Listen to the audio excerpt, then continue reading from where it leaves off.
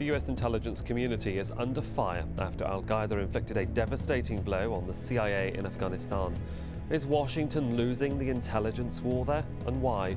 And how would that impact its ongoing military operations? This is Inside Story.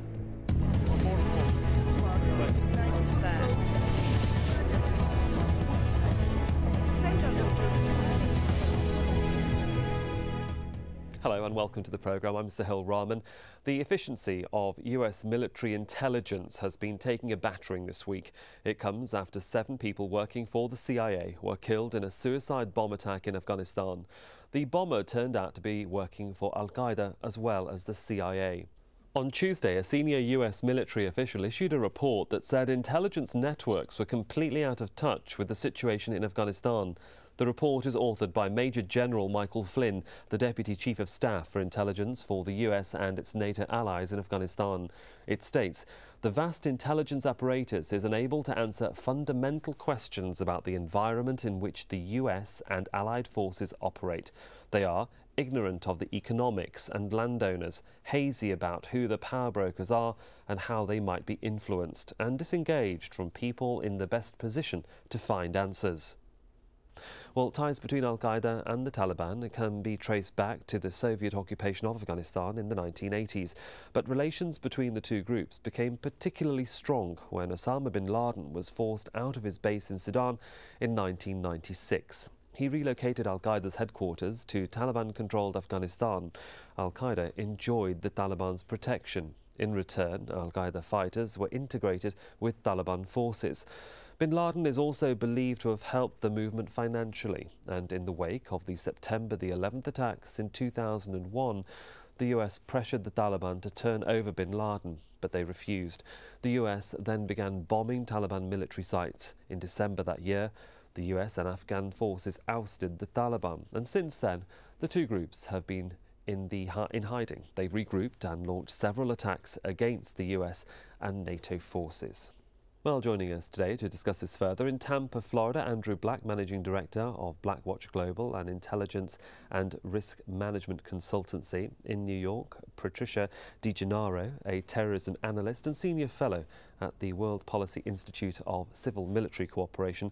And in London, we're joined by Phil Rees, a journalist who spent time with the Taliban and author of the book Dining with Terrorists. Andrew Black, can I come to you first in Tampa, Florida? With 30,000 extra troops heading to Afghanistan and a senior intelligence official saying that they barely know what these troops are heading for because of the intelligence lapse. Do you wonder about such a deployment? Does it worry you?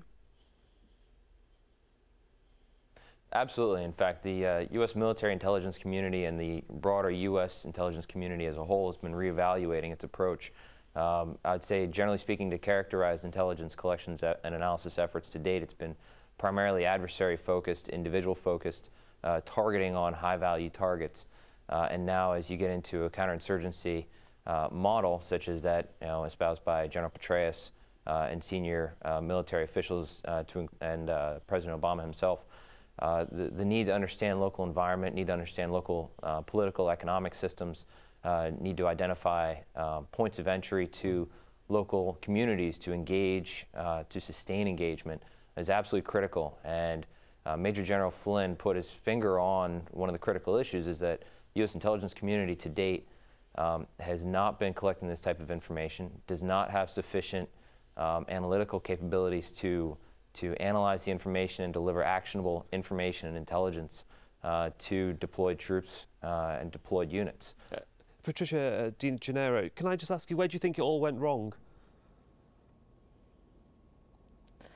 Well, these efforts always have a risk effect, obviously, and they can always go wrong.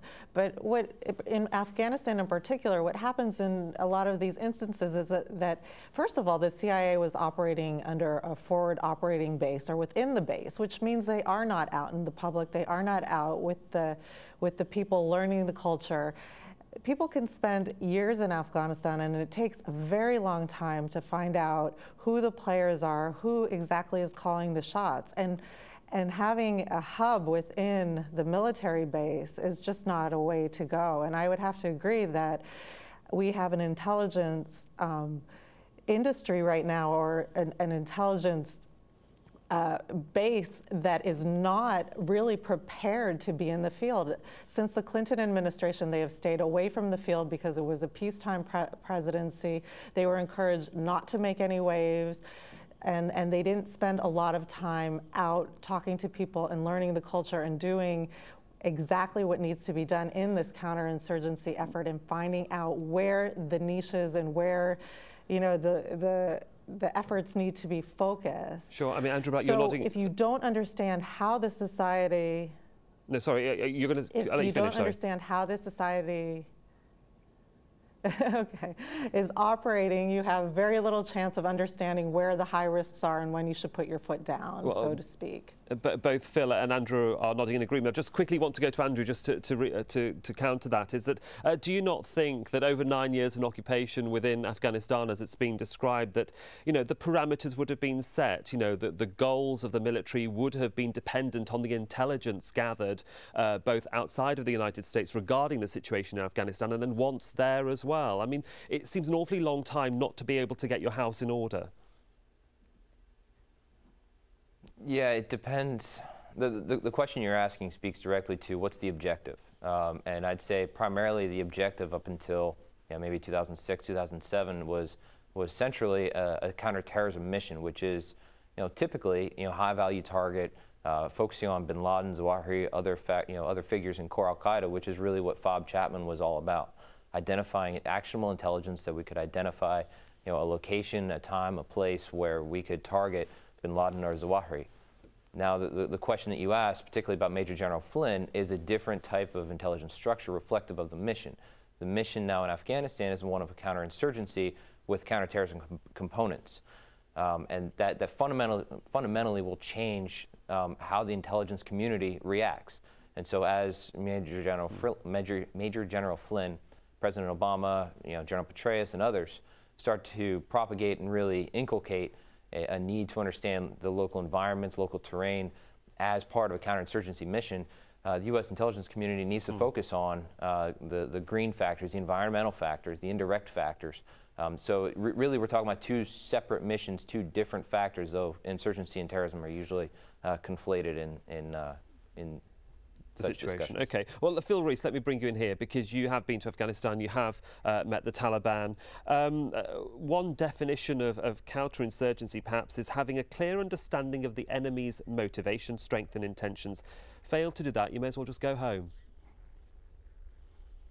Well, certainly a counterinsurgency conflict is won through informers and intelligence, not through bombs and bullets. And I think the United States, since the end of the Cold War, has put its investment into technology and believe that gathering intercepts, technologically driven intelligence is enough to win a conflict like this. And I think it's clearly not.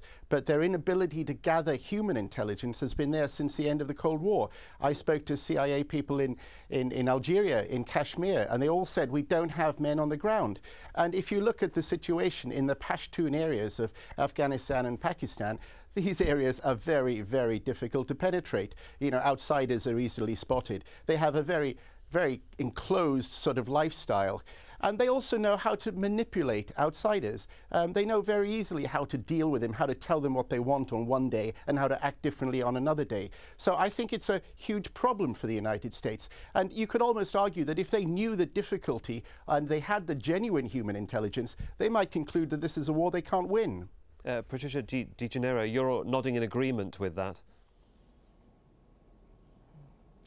Well, I think that's absolutely right. We don't understand the environment. It is very closed. Most Afghans lived within a closed home with their families or within their communities. Also, I think a major problem is we've spent 8 years within our own enclosures.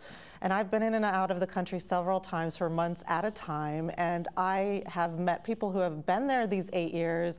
And they go to work in the morning, they come home at night, they spend very little time with Afghans. They really don't understand what they're thinking or how they're feeling. They are not learning the culture or the language. And I think it's absolutely correct to say that they are very apt at telling the U.S. and the international community exactly what they think they want to hear in order to continue to get the funding and get the support that they need to operate within their own construct and their own environment. You know, I've been told by Afghans personally, you know, you don't understand the outside influences. And so unless we take time to understand those influences, we're going to continue to be in this position. Well, does that mean now, Andrew Black, that both the CIA and its chief Leon Panetta are now going to have to look at a way of overhauling the way that they gather intelligence and perhaps how they actually operate, not just in Afghanistan, but in other countries where they need to go out into the field properly to understand the situation? Does what happened at Camp Chapman perhaps just emphasise the problems based in US intelligence gathering? I'd say without question, the U.S. intelligence community, my previous comments, absolutely. Leon Panetta, you know, really from the DNI down through the entire intelligence community, we need to identify ways to collect information that is non-traditional, but moreover, you know, we need to focus on tradecraft, on how to handle individuals from foreign cultures. I think, you know, one of the main reasons why the Jordanians were working with us on this particular incident was, you know, we lacked the understanding of the local attitude, the local culture, the local mindset of, in this case, Balawi, but in other cases as well, that the Jordanians, as an example, have a much better understanding of the local environment in which they're trying to operate. You know, FOB Chapman really does illustrate also one of the interesting points. It was reported early this morning that that this particular incident generated very high level, you know, White House interest in the debrief. You know, the objectives and the direction propagated, you know, disseminated really by the White House, you know, raised the expectation that the CIA officers operating in FOB Chapman really wanted to be a part of it. Therefore, you had 7 where normally you only have 1 CIA individual in that room. In a way, you know, you're talking about overhauling not only the way that information is collected, but also the way that objectives and priorities are managed. You know, to be effective, you are really talking about an overhaul of the way that the United States intelligence community gathers information and manages its knowledge and the priorities set by senior leadership. Patricia DiGennaro, time and time again, news comes out of Afghanistan that civilians have been caught up in a NATO bombing or a US attack, and you know, we've just been discussing, as all 3 guests have, about bringing the local people on board, gaining their trust to be able to sort the problem out in Afghanistan and not to side with the Taliban. As the Taliban continue to use civilian cover as they are accused by the US, can that reasoning be justified by the US and its allies, that the Taliban continue to use civilian populations as a cover, and will that continue?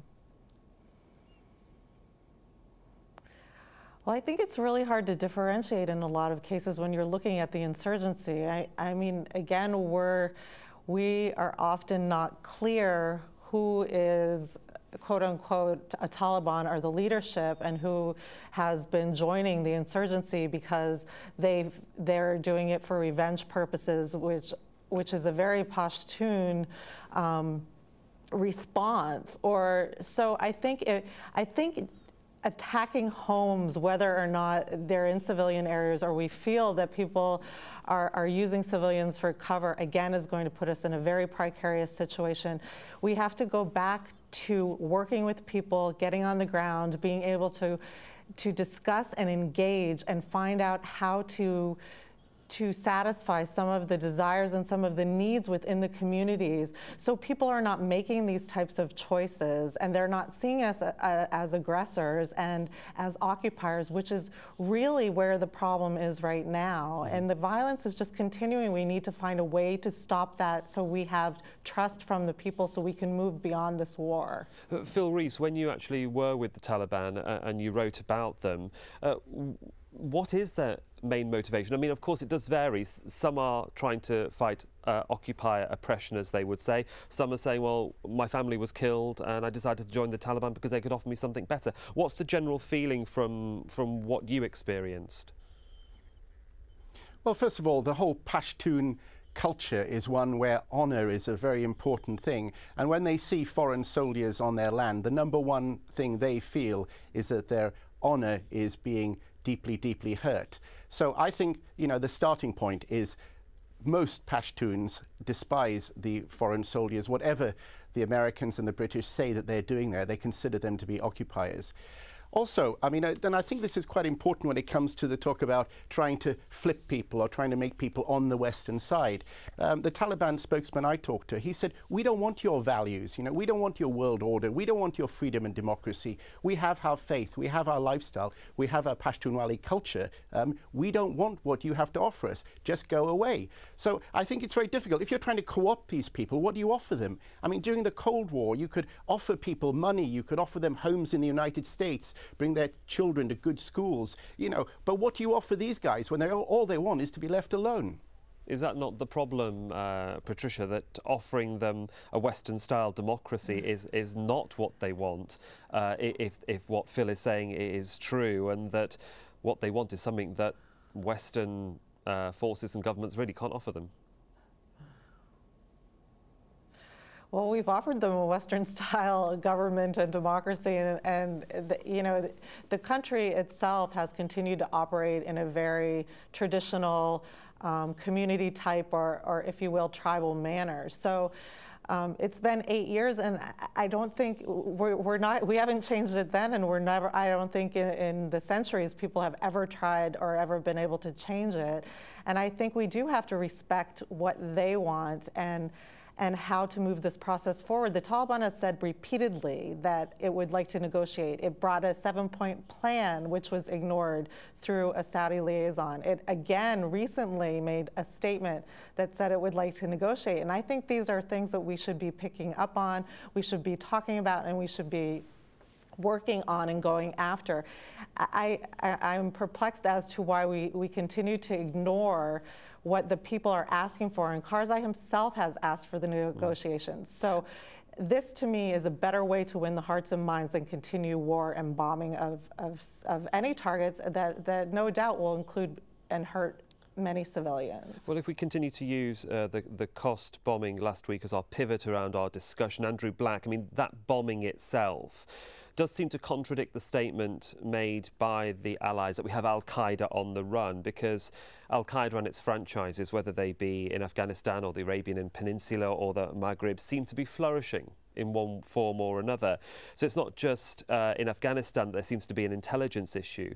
It seems that there needs to be a much wider intelligence issue and development across the Arabian Peninsula and North Africa.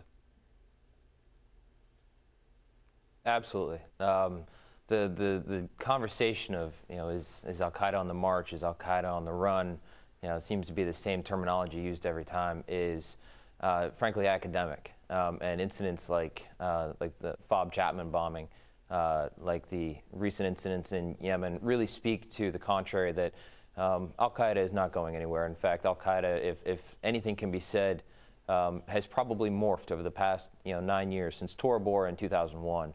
I'd say that al-Qaeda, as is commonly used in parlance, is a vague notion, is a lack of really understanding of the nuances of the challenges of the global Salafi jihad, as al-Qaeda has really instigated. That if you look at the broader global movement, that it is presenting a more diversified threat than it has at any time over the past 9 years. That threats arising in North Africa to include Mauritania, Algeria, Morocco, Libya, Nigeria, northern Nigeria, as well as Somalia, Sudan, Yemen. Really looking for a very decentralized effort, a really decentralized, active jihad against Western interests and local governments. And so, when I say things like, we need an overhaul of intelligence reform, you're looking for a much broader effort. Intelligence is really meant to serve operations. Mm-hmm. Operations are designed around programs, and up until now we've been oriented on hard power, kinetics, bombing, shooting, kill, capture missions. Now we're looking for more of a soft approach, strategic influence. How do you influence a whole population? Indeed, I just want to bring Phil Rees in here about the fact that this bomber, as it's assumed he was Jordanian and a double agent as such, does it also bring into question how we underestimate al-Qaeda in being able to sit back, reevaluate the situation and be proactive, whereas the allies seem to be reactive? Well, I think probably al-Qaeda knows more about the West and its mentality than the West knows about al-Qaeda and its mentality. Because the key thing here is the ingredient of faith and commitment and the burning anger that exists in the minds of Muslims throughout the world about Western foreign policy. Now, you know, you can talk forever about trying to de-radicalize these people, and this is the war that really matters, a war about ideas in de-radicalizing them. The Saudi Arabians have tried this. Britain has been trying it with young people and trying to tell them, look, the Holy Quran does not tell you to go and kill and follow the al-Qaeda philosophy. The trouble is, then they turn on the news and then they get angry again because they see attacks on Muslims. And what you found, again, in the Arabian Peninsula and others, is a lot of these people who've gone through de-radicalization programs, or indeed people who are at Guantanamo Bay and presumably told their handlers, hey, we've given everything up. They've now gone and regrouped again.